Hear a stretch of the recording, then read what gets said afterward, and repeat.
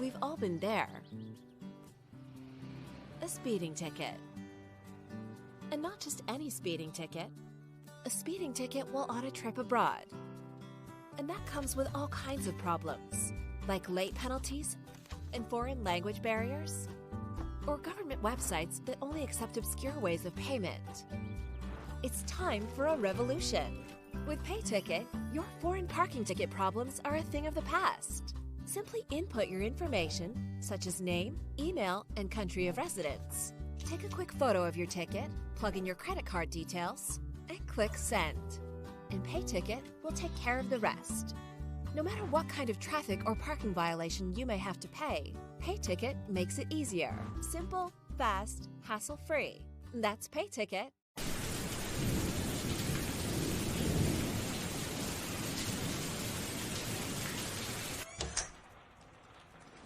That's all right. No, this is true.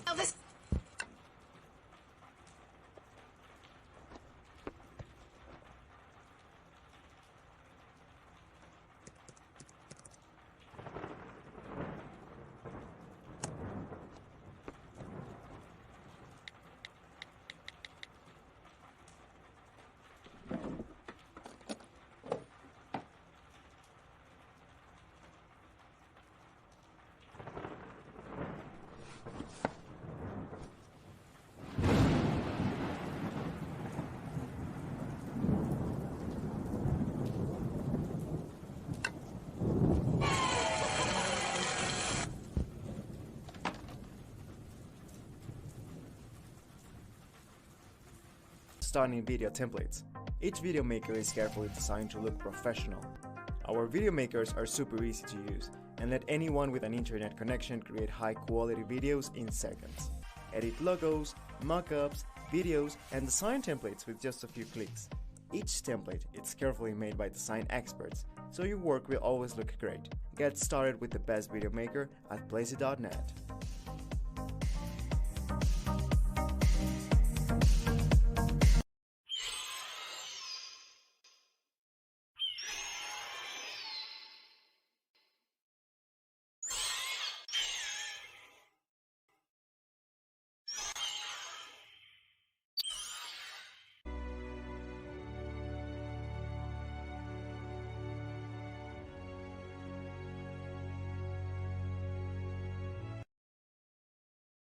Crowd, if she had to. Her fearless new roommate had helped her be stronger too. Chapter 29. Jay. Late Tuesday night.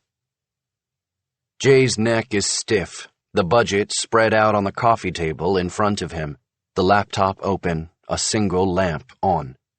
His gaze travels from the screen to the pages and back again.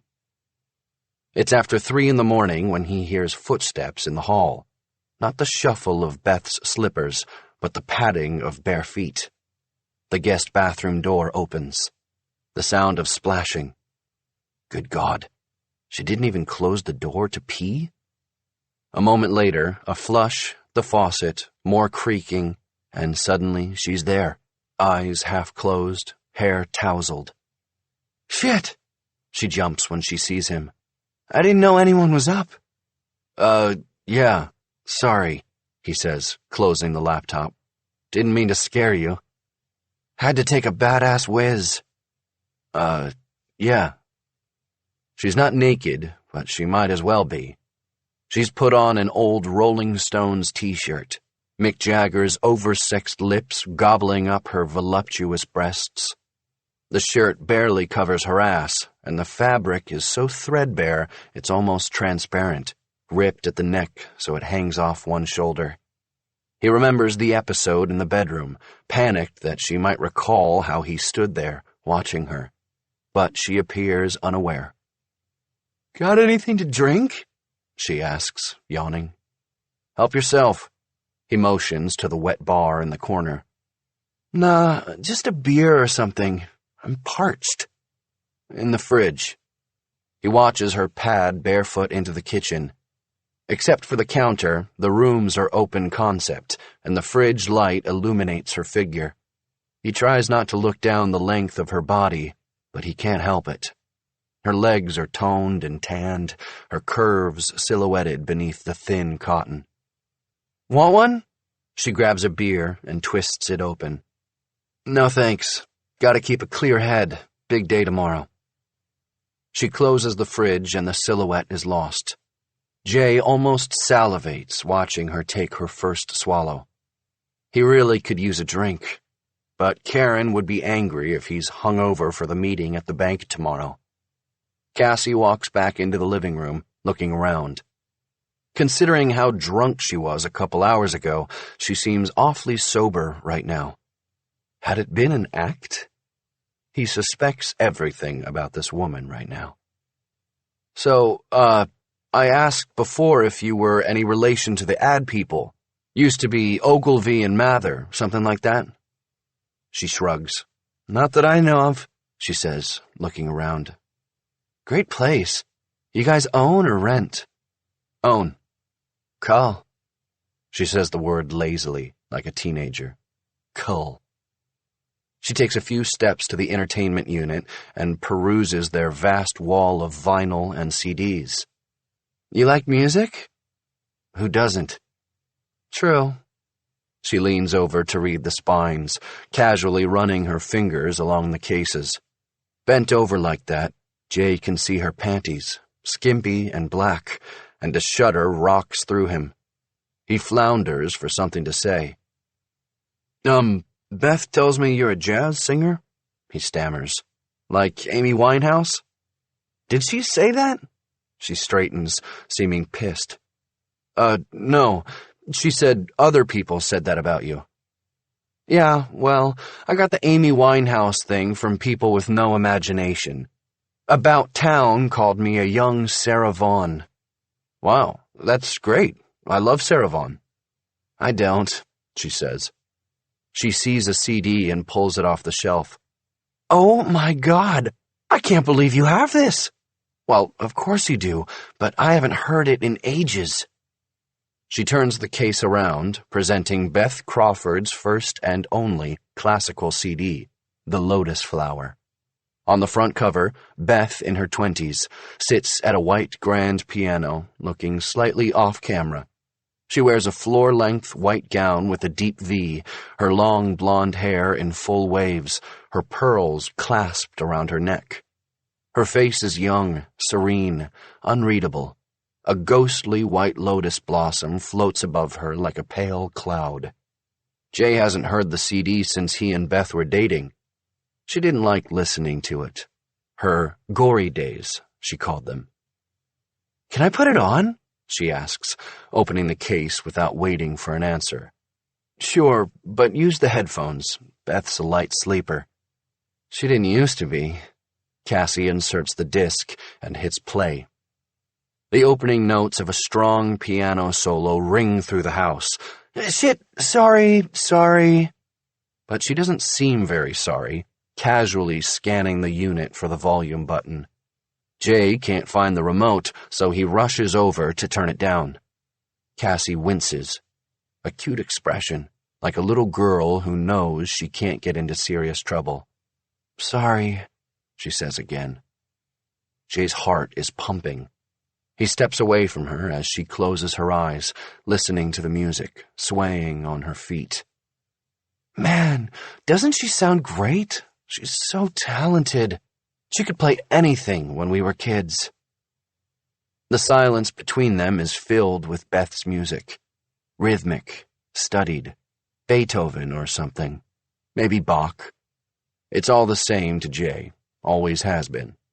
He peeks down the hall to check if Beth woke up. The door's still closed, so he returns to the couch, his heart thumping hard. Cassie walks around the room, looking at things, touching whatever she likes. She lingers over their wedding picture. Cute, she says, but it sounds sarcastic. There's something he doesn't trust about this girl. It goes beyond Beth's warnings. Instinctively, he knows she's trouble. He's met crazy chicks like this before, wild party heads who seem to want fun but then cause nothing but grief. So, how long you guys known each other again? he asks, trying to keep the suspicion out of his voice. Me and Beth? We go way back. Used to be super tight. That's funny. She never even mentioned you, not until you called. Ouch. Was that on purpose? 'Cause it hurt. She walks around the coffee table and sits down right beside him, her bare thigh close to his. He straightens, shocked.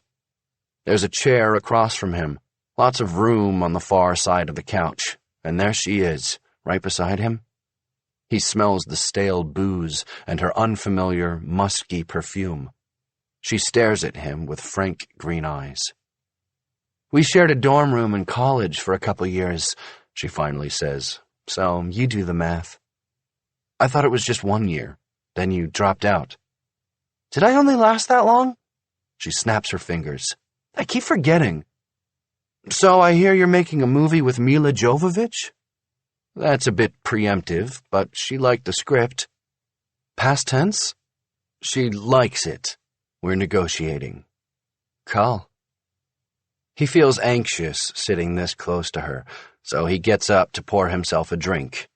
It won't hurt, just one. But he's so nervous, his hand shakes, the scotch bottle nicking the lip of the glass. He takes a quick slug and remains standing, afraid to sit beside her again. Mind if I smoke? And of course he minds, but she's pulling the cigarette package out from beneath her t-shirt as she asks it. It was tucked into the back of her panties, like a gangster hiding his gun. As she grabs for them, he sees the curve of her hip, her bare thigh. He swallows as she watches him, the t-shirt dropping back down. She pulls out a cigarette, sliding it between her lips. There's a lighter in the package, and she uses it, the flame making her eyes glow. A wisp of smoke curls upward as she exhales. That an ashtray? She points to a dish on the end table. A wedding gift from somebody or other. Nobody's used it as an ashtray since their housewarming party, but he doesn't want to seem uptight in front of her, so he just nods. She grabs the dish, puts it on her bare thigh, rests one foot on the table. So, too bad about the baby, she says. What? The miscarriage. She told you? Uh-huh. We had a lot of catching up to do tonight. She takes a drag. The smoke now feels like another intruder in the house, a wispy apparition she's brought with her. Weird, Jay says. She hates talking about it.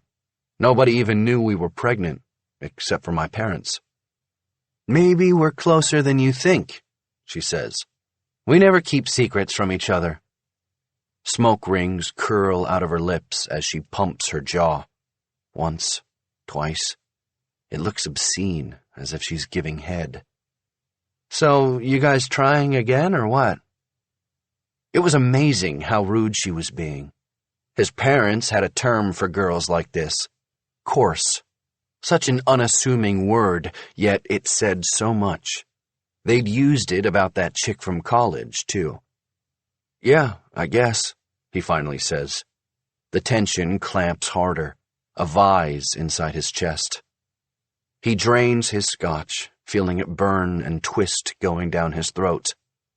Listen, I'm kinda tired. Can we pick this up in the morning? Sure thing, man. By the way, you mind if I use your laptop for a bit? Such an innocent question, but he looks at his work spread out on the coffee table and his precious MacBook. Of course he doesn't want her to use it, but he can't say no. It would make him look too suspicious. She must notice his reticence. Don't worry, I won't rack up your porn bill, she says with a laugh. I just want to check flights back home. Oh, sure. What a relief that'll be, when she's back at her own home and out of his. Just let me close a few things down first. He has to step over her legs to get to the computer. It's awkward. They're much too close together, but she doesn't move. She just watches him. There. Relieved, he steps away from her. Just be careful with that cigarette. No worries. I've been smoking in bed for years, and nothing's ever happened. He's in the hall when he hears her say, "Yet." His heart pounds as he creeps through the bedroom. Beth is fast asleep, breathing peacefully. He tiptoes into the bathroom, closing the door. The room is dim, streetlight shining through a small frosted window. He opens the medicine cabinet and grabs his Ambien bottle, a natural instinct when he's nervous. But he reconsiders. It's too late for a pill. He'll be groggy for the meeting. God damn it, he shouldn't have had that drink. He wanted to stay totally sober tonight. But how can anyone blame him? He felt so awkward around her. Why had he been so nervous? Because she was like that girl? Jen? Jane? He can never remember her name. How could she walk around half naked in front of her friend's husband like that? Even Beth puts on a robe to wander around the house. Yet there's something so sexy about her. He's always been drawn to women who weren't ashamed of being sexy. They're a weakness of his. But he wonders about this one. Issues, Beth had said. He opens the door and quietly crawls into bed, not wanting to wake Beth. She doesn't even move. He lets out a big breath of air. The scotch rushes through him, finally helping him to relax. Through the closed door, he hears music, very faintly. Beth playing piano, her old friend listening, barely dressed. Chapter 30. Cassie. Late Tuesday night. As soon as she hears the bedroom door close, Cassie logs onto the LA Times website. She scrolls past the old articles she read at the hotel. There don't seem to be any breaks in the case, and the police are still searching for Rick. But she gasps when she sees a breaking story about the shooting of a young man named Daniel Alvarez. The inset photo clutches at her heart. She hates knowing his full name and, especially, how young he was. She remembers being 21, those years of feeling invincible. Self-defense, she reminds herself. She forces herself to read on. Her eyes grip each word like finger holds in a steep climb. A huff of relief rushes out of her. He's in the hospital, critical, but alive. Thank God, thank God. The article says the shooting is suspected to be gang-related and that they're investigating a possible link to the Lawrence Heights murders. It also quotes the kid's brother. He left with a blonde woman carrying suitcases. The police are asking the public for any information from witnesses who may have seen someone matching that description Monday night. She's wanted in connection with the attempted homicide. Fuck. She clears the recent searches and inputs flights to Miami in case Jay checks. Chapter 31. Good. Wednesday morning. Good feels something nudge his shoulder. He opens his eyes, squinting at bright light. It's morning, but everything's sideways. He looks up to see Michelle Dawes standing above him, holding 2 styrofoam cups, uniforms milling about the squad room. "You been here all night?" she asks, putting a coffee down for him. Good leans back, stretching and yawning. "No, went home last night to change my briefs." "You're kidding, right?" "Why? You thought I was a boxer man?" She just shakes her head. "You get clearance yet?" "Nope," he says. He'd been at the station all night, waiting for Butler's field tapes to be released to him. The task force said they were working on it, but he had to be at his desk, on a secure server, to listen to them. So far, nothing. "I got ballistics," she says, sitting down. "What they have, anyway." She shoves a file over, sipping her own coffee as Good scans the documents. 3 guns found at the scene, she begins, pointing out the results. But 5 different bullets found altogether, including the 9mm that went through the bedroom door. The casing's a match to the Alvarez shooting. Good shrugs, not surprised. They already assumed it was possible the same gun was used at both scenes. "Any sign of Squires?" she asks. "Nothing. He hasn't had a registered cell phone for years. We can't get a fix on the vehicle either. Total washout so far. We need to find that blonde. Fake blonde, I should say." He sorts through another file. "They found hair fibers on the front seat of Alvarez's car, but it's synthetic polymer." "A match to the wig from Lawrence Heights?" "Looks like.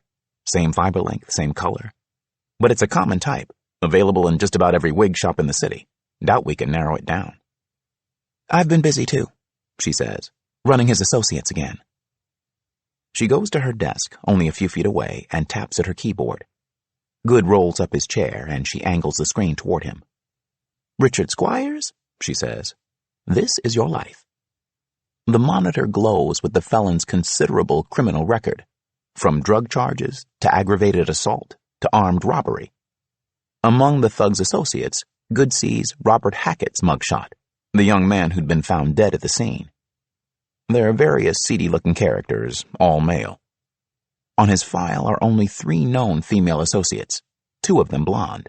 One is in prison, where she's been for the past 6 months, serving time for solicitation. The other died of a heroin overdose last year. The third is a brunette. She was arrested with Squires last year on the drug charge in Florida. Squires had been convicted of possession at the time and sentenced to 1 year, serving 9 months. The woman got off with probation. Hair, brown. Eyes, green. Good studies the woman's face in the mugshot. There's something about the way she stares at the camera. Stubborn and pissed off, for sure, but not scared. They have to get this photo to the Alvarez kid, see if he recognizes her. Good jots the woman's name down. Cassandra Ann Ogilvy.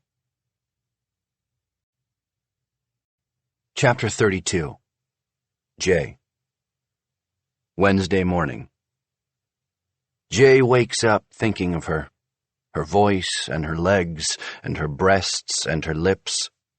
His eyes blink open and he sees Beth at the closet, her back to him as she gets dressed. The visions disappear. He tries to sit up, his voice cracking. "What are you doing?" "I'm late." He sits bolt upright. "You're going to work? I thought you'd take some time off to—" He stops, looking at the wall, lowering his voice. "To be with her." "I can't, Jay. Not until Christmas. You know that. This is my busy time." "So you want me to babysit her all day, is that it?" Now he's irritated. "I told you I've got a meeting." "You don't have to worry about Cass. She was so hammered last night, I doubt she'll be up for hours." "Probably not," he says. He doesn't want to say he saw Cassie in the middle of the night, or that they talked, listened to Beth's CD together. It feels somehow clandestine. As he straightens up in bed, he notices the surface of her nightstand. What happened to the picture of your folks? He's accustomed to the happy threesome grinning back at him from behind the pretty frame. After a moment, she says, "I hid it." "You hid a family picture?" He laughs. "Why? You think she'd steal something like that?"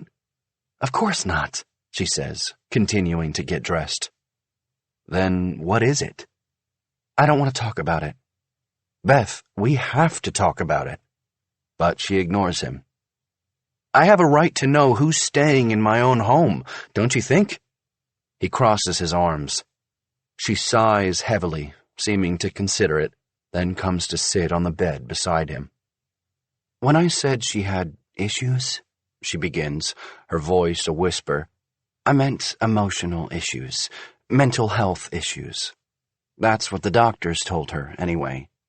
She said she was diagnosed, or misdiagnosed, as the case may be, with all kinds of things growing up. ADHD, bipolar, dissociative disorder, or something like that, depression. They kept telling her different things, putting her on different drugs. Remember when I told you I'm surprised she's still alive?" He nods, on edge. "Well, she tried to commit suicide when she was a teenager." God, he whispers. He wasn't expecting that. The woman seemed unshakable. I know, so sad. But you can hardly blame her. She had such a rough life. Her mother died when she was very young. An addict or something. Heroin, meth, whatever. Cass wasn't even sure, but it was an overdose. And she never even met her father. Anyway, she got adopted after that, into quite a good family, or so they thought. He was a doctor. They had lots of money, apparently. But then the man... Beth hesitates, shivering. Oh, I shouldn't be telling you all this. She'd kill me. Did he abuse her? Jay asks. Sexually? Beth closes her eyes tight, nods. For years, she says, lowering her voice even further, barely audible. Since she was a little girl.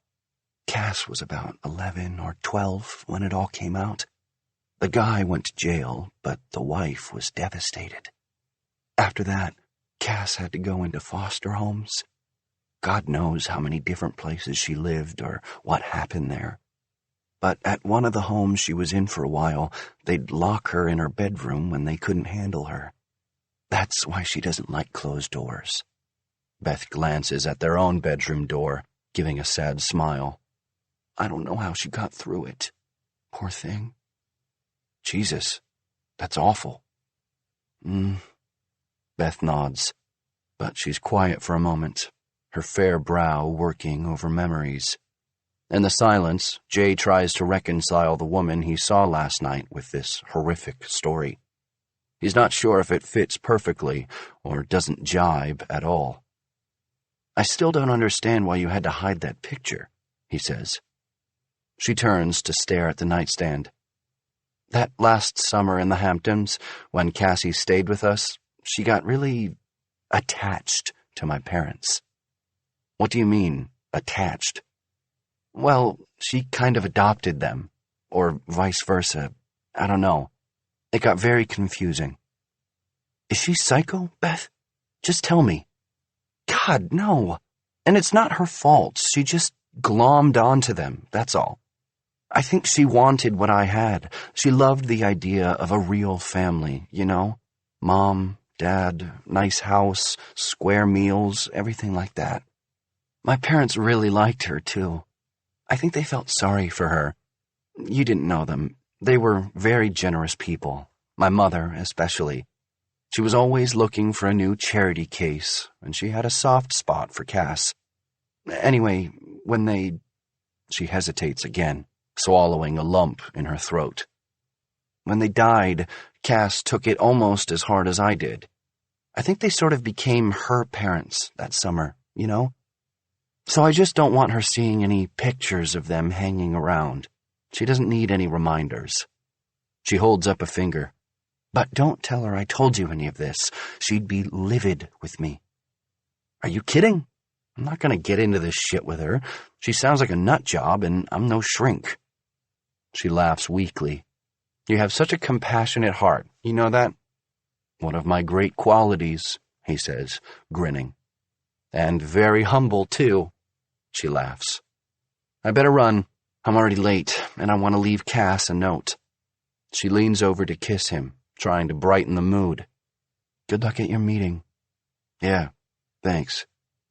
He watches her hurry out of the room, but he's surprised. She hasn't kissed him goodbye in a long time. Chapter 33. Cassie. Wednesday morning. Cassie sits up in bed, smoking a joint, peering out the window as Beth leaves the house. Getting into her Audi, she sees Cass in the window, and her face breaks into a wide smile. Cassie waves and blows her a kiss. Beth smooches her lips, then climbs into the car and drives away. Cassie glances up and down the block, craning her neck to see every shadow. A swell of relief washes through her. The street is quiet.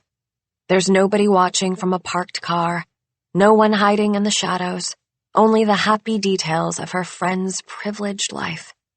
The flowers, the palm trees, the shiny Mustang in the driveway.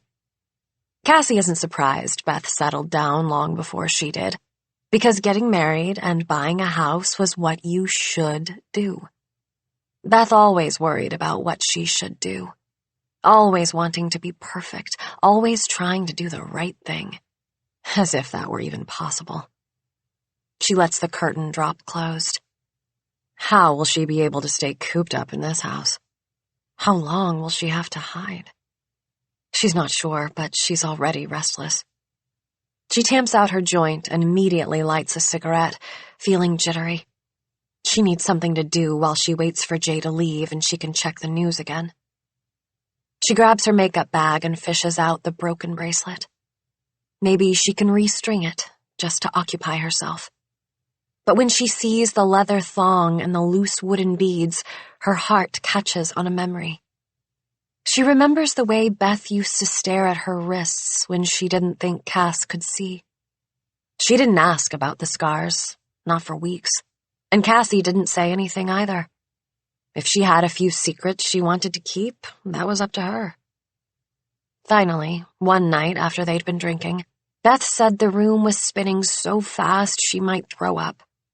Cassie could tell her new friend wasn't used to overindulging, so she told Beth to put one foot flat on the floor, and that seemed to help. But the alcohol had given her more nerve, and she asked the inevitable question. Cassie looked down, fussing with the tangle of bracelets, the ember of her cigarette glowing. What do you think happened? There was a long silence, and then a single word breathed in the darkness. When I was 15, 16, something like that. It shocked her how casual her voice sounded, as if she were just saying what she had for lunch. She tossed her cigarette out the window, then crept across the room to open the door a crack. She was in the habit of shutting it when she smoked, so she wouldn't get caught. She crawled back into bed, and they were quiet for a moment, but Beth couldn't let it go. How come? I don't know. Don't you ever think about it? Think about it, yeah, but to actually try it? She fought a yawn. You're not afraid of anything, are you? Not even death. She took her foot off the floor, obviously feeling better, and rolled over, her voice muffled by her pillow. You don't even get stage fright. I'm so jealous. You shouldn't be, Cassie said. Nobody should be jealous of me. But Beth didn't seem to hear. Do you think there's a finite amount of fear in the universe? What? Cassie smiled. Finite. It was just the sort of word Beth would use. She continued, her voice groggy and faint. And that some people get more than their fair share, and other people don't get enough. Is that what you think? Cassie said with a laugh. Just because I don't get stage fright that I'm never afraid? There was no response. Beth? But she was breathing heavily, already passed out. Cassie smiles at the memories. Maybe Beth was right.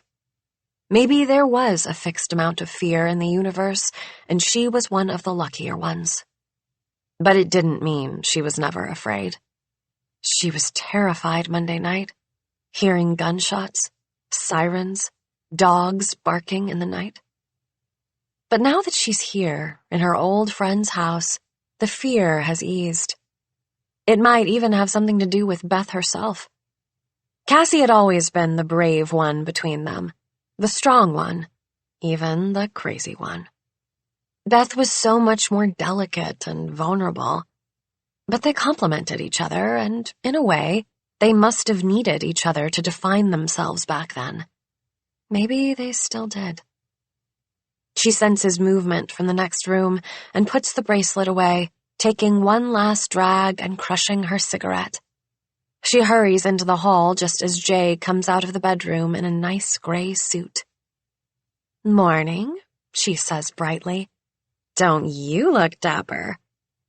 He stops in his tracks. She notices him suck in his gut. He's a good-looking man, but he still feels self-conscious in front of her. She can tell. Hey, he says, turning away. Going somewhere? She asks, following him. Got a meeting. Back soon. Back soon. In other words, don't touch anything. Are you taking your laptop? Yeah, I need it. His jacket swoops as he hurries through the kitchen. All right, well, have a... But the door slams as he leaves the house. Nice day. She hears the growl of the Mustang. It all but shakes the walls. She peers out of the blinds. The dark wood slats bar the California sunlight to see the car roar out of view. She checks the street again. Nothing. Chapter 34. Good. Wednesday morning. East Los Angeles General sprawls across 4 city blocks, its clean, modern lines giving the impression of a cruise ship gone aground. Good stands outside the door to a room in the ICU, peering through a small window. Danny Alvarez is unconscious, an oxygen mask on his face. His chest rises and falls uneasily. The bullet had passed through the young man's ribs on the right side, punctured his liver, and exited the body, lodging into the driver's door. The boy is still in critical condition, but he's expected to live. His brother and mother sit on either side of the bed, wearing surgical masks and blue latex gloves. Ready? He asks Dawes. She nods. Good taps the window. Nico Alvarez looks up, then says something to his mother. She nods, but doesn't take her eyes off her unconscious son. Nico rises, pulling off his mask. Hey, he says, walking into the hallway, looking drained but relieved. The beep of the heart monitor fades as he closes the door behind him. You find her yet? Not yet, Good says, but we're making progress. Forensics found fingerprints on the passenger side handles of your brother's car, and they got a hit. He presents the mugshot of Cassandra Ogilvy from the Florida arrest. Do you recognize this woman, Nico?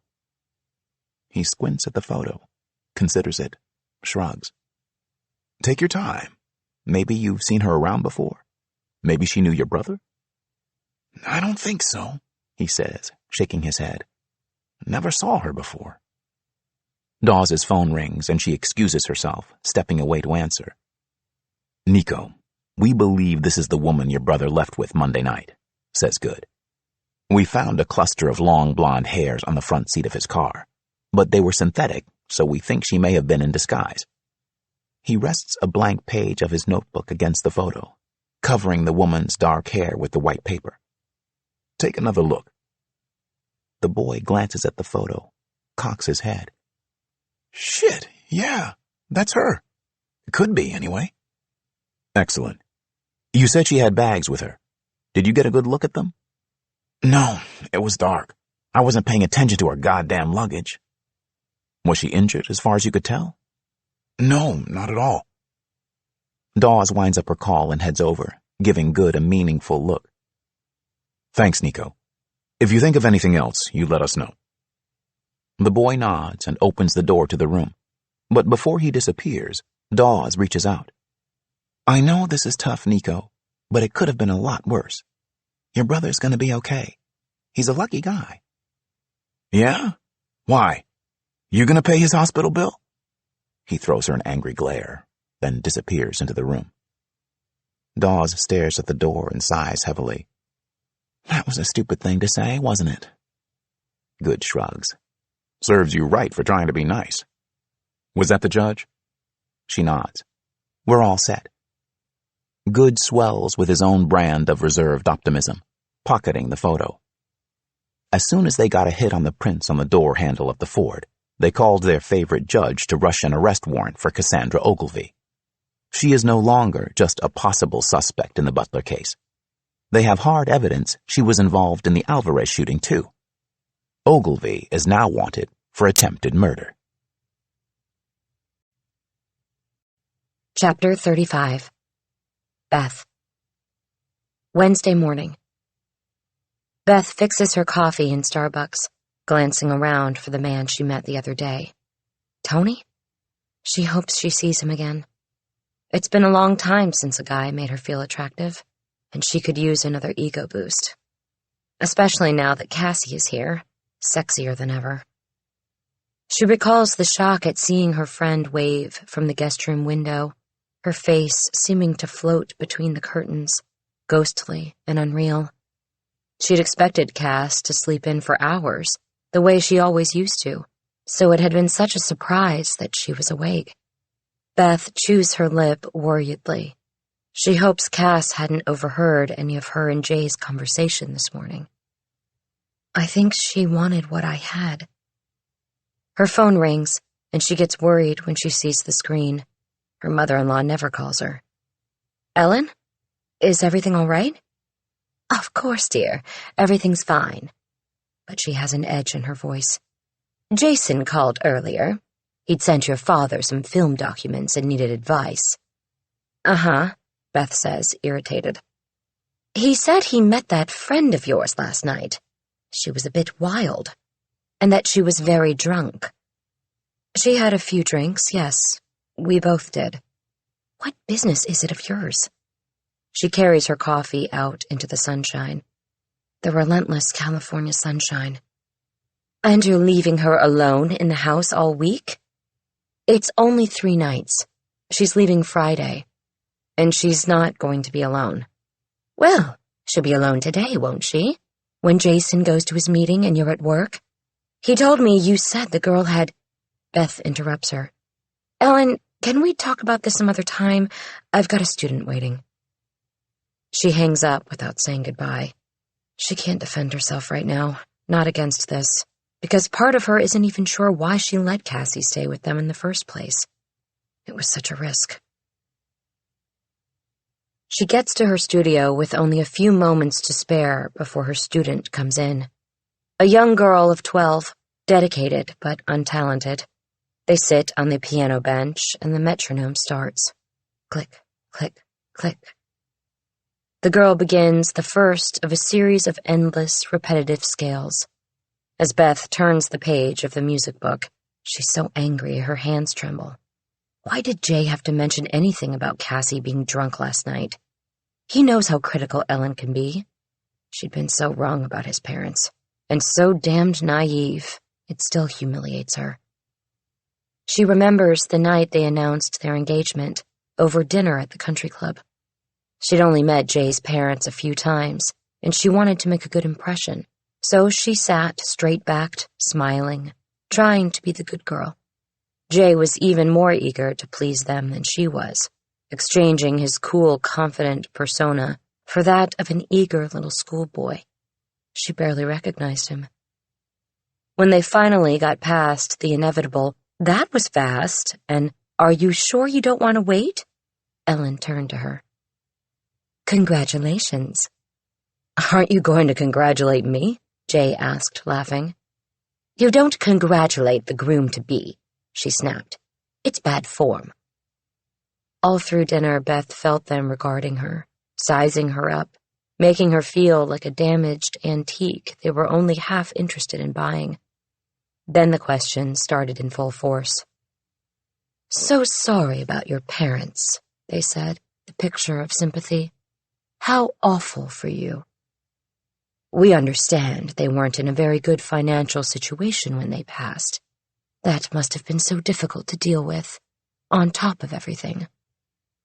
Beth couldn't believe their nerve, or how rude they could be. Jay obviously told them the story. She saw him glaring at them to shut up, clenching his teeth.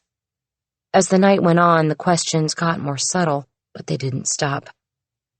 Did they travel much? Did your mother do any charity work?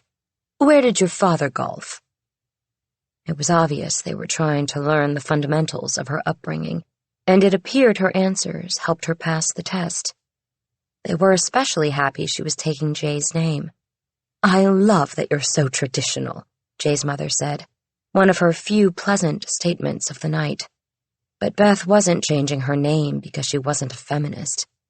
She'd been anxious to forget Beth Crawford, the failed pianist, and become someone new for years. But if Beth thought she was marrying into a warm, loving family, she was wrong. Because the next day, Ellen invited her to the house for lunch. Beth was excited to talk about wedding plans.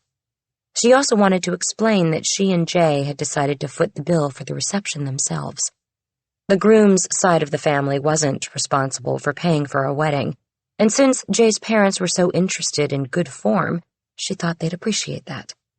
She didn't know at the time that the small, elegant reception would become the first foothill in their growing mountain of debt. She remembers driving to the tasteful mansion in Beverly Hills, white and glowing in the sun. Big white houses had such a special energy, peaceful and powerful at once. A dark-skinned maid answered the door. She had a kind smile, reminding Beth of Margareta as they entered through the large foyer. The house was beautiful, luxurious, filling her with melancholy and longing. She stopped in her tracks when she got to the kitchen. It wasn't just Ellen waiting for her. Jay's father was there too.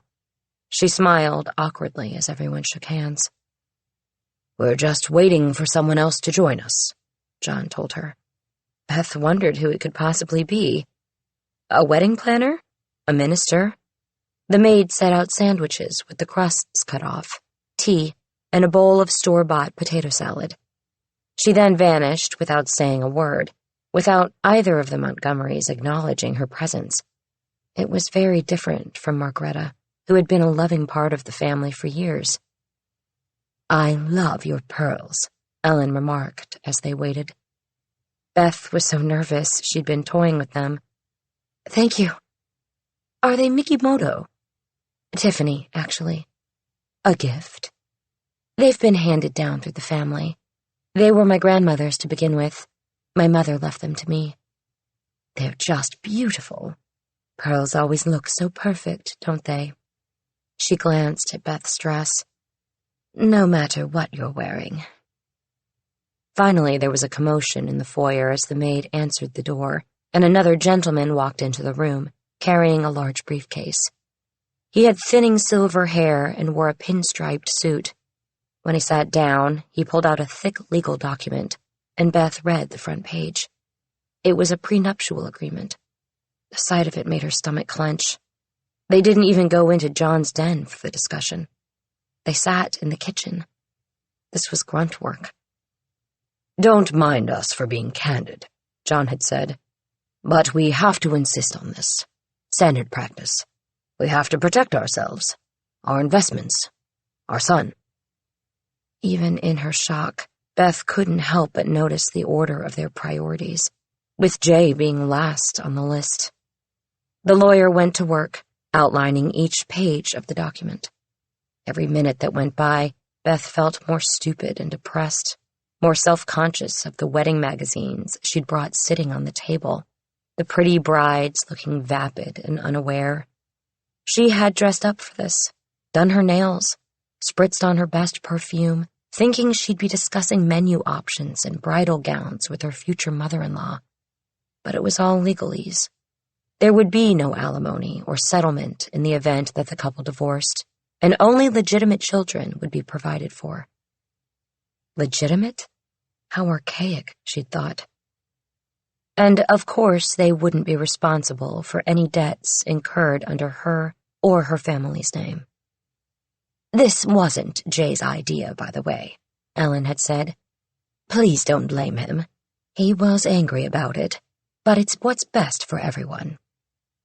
Everyone but me, Beth thought. "Of course, I understand," she'd said. But as she signed the agreement, she was heartbroken. "Mrs. Montgomery?" The young girl stops playing, looking up at her. Beth is pulled from the memories, realizing she's in the music room. "Do you want me to turn the pages now?" "No, that's fine. I'm sorry." Beth flips to the next exercise in the music book, and another endless scale begins. Chapter 36. Jay. Wednesday afternoon.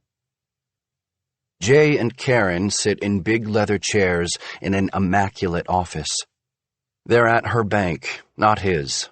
He drained the charity out of his own bankers long ago. Beth thought he was at another meeting with Camiso about the film, but he couldn't tell her the truth. If she knew they were applying for another business loan, she'd kill him. Karen wears her black suit, her hair back in a sensible ponytail, cleavage under wraps.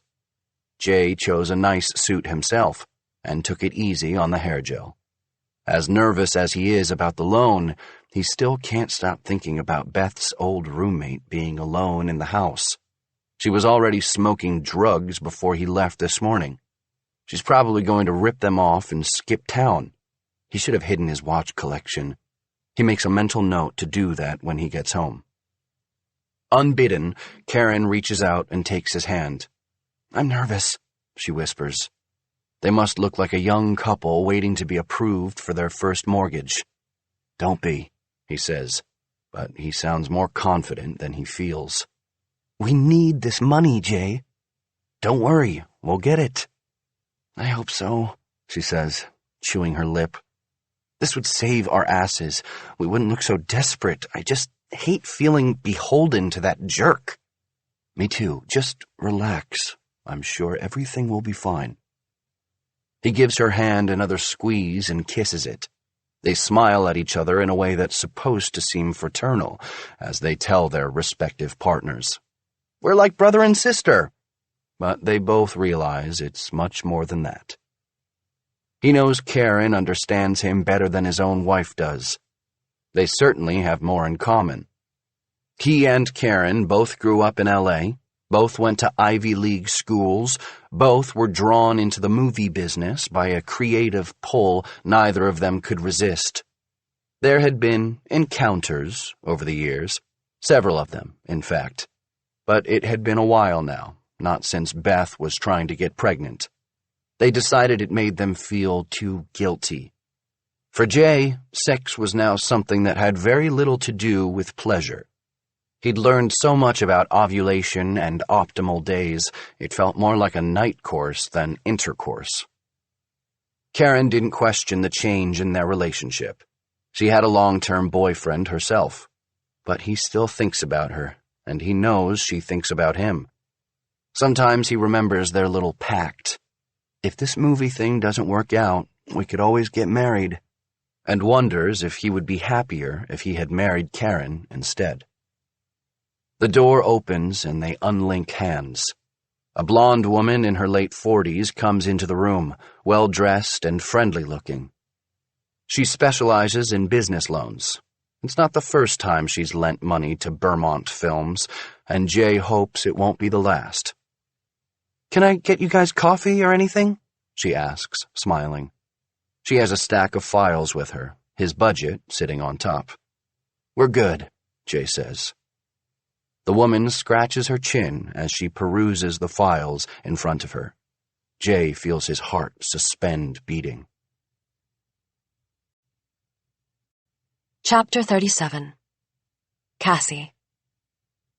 Wednesday afternoon. Cassie drags the red duffel bag out from under her bed and unzips it.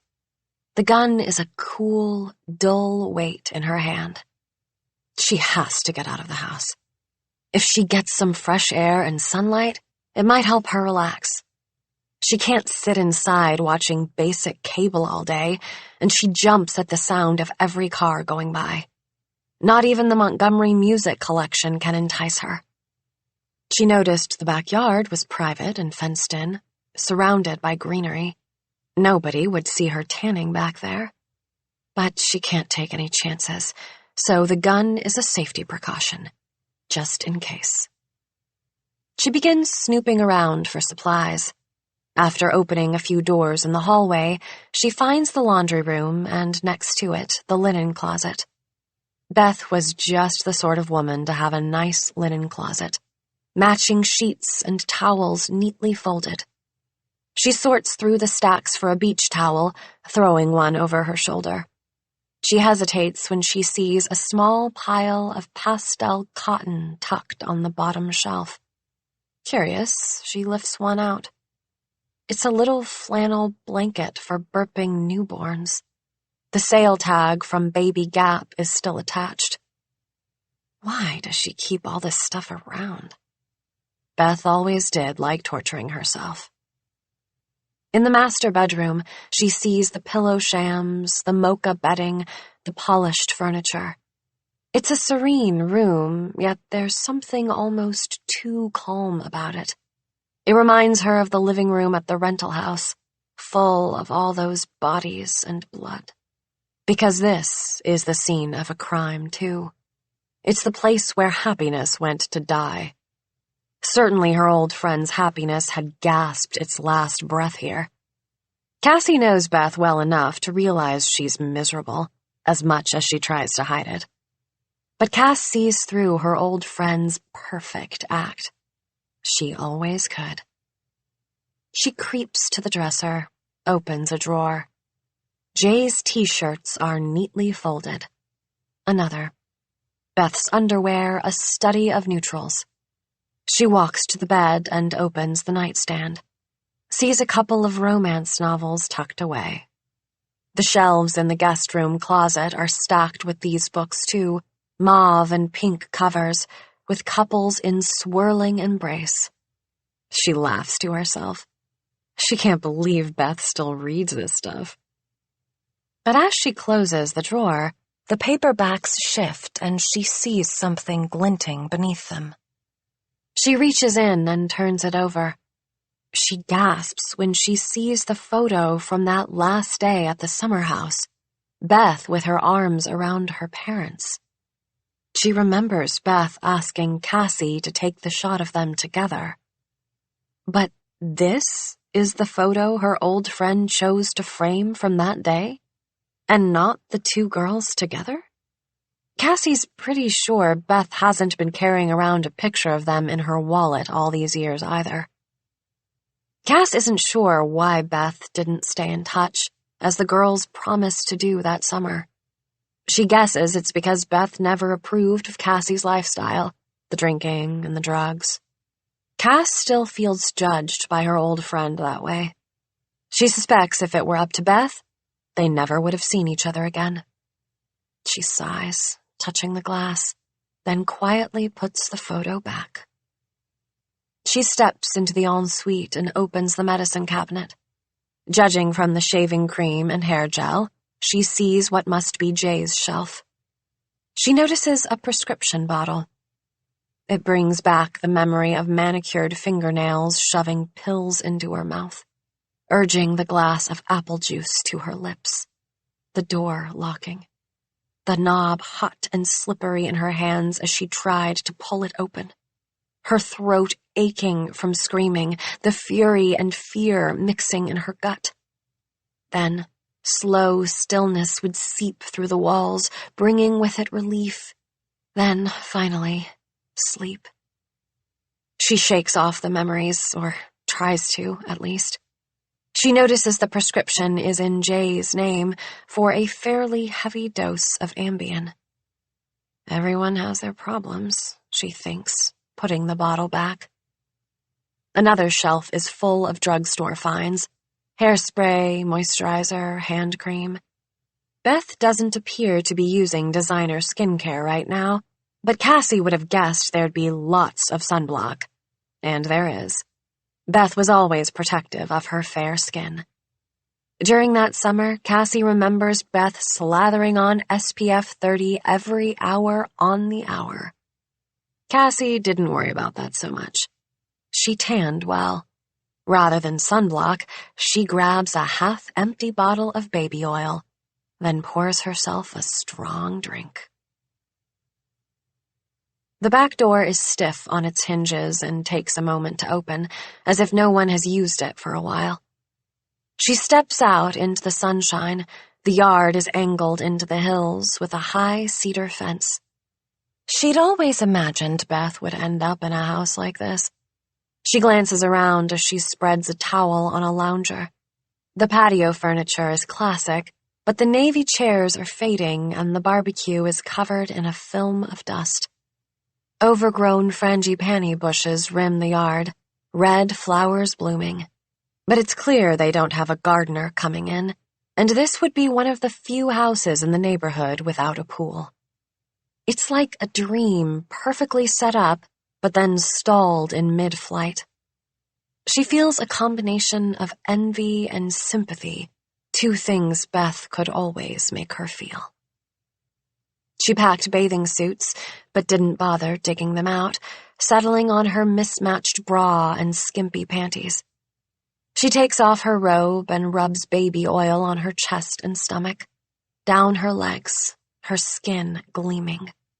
She takes a sip of her drink, then lies back, tucking the gun beneath a towel. She tries to relax, feeling the sun warm her skin. The languid pleasure of just lying in the sun both soothed and excited her, the way drugs did, the way applause did. It was such an easy way to bring ecstasy. She wishes she didn't need the constant excitement, the way Beth didn't seem to need it. Fake, romantic, happy endings were enough for Beth, but not for Cassie. She needs the real thing. She'd turn the stereo on and blast it loud enough to reach the backyard, but she doesn't want to attract attention. She could use a blunt, too, but she needs to stay alert, just in case. Then suddenly something cuts through the silence. A car pulling into the driveway. Her heart constricts. It's not the throaty growl of Jay's Mustang. Rick? She sits up, reaching for the gun. A car door closes. She holds her breath.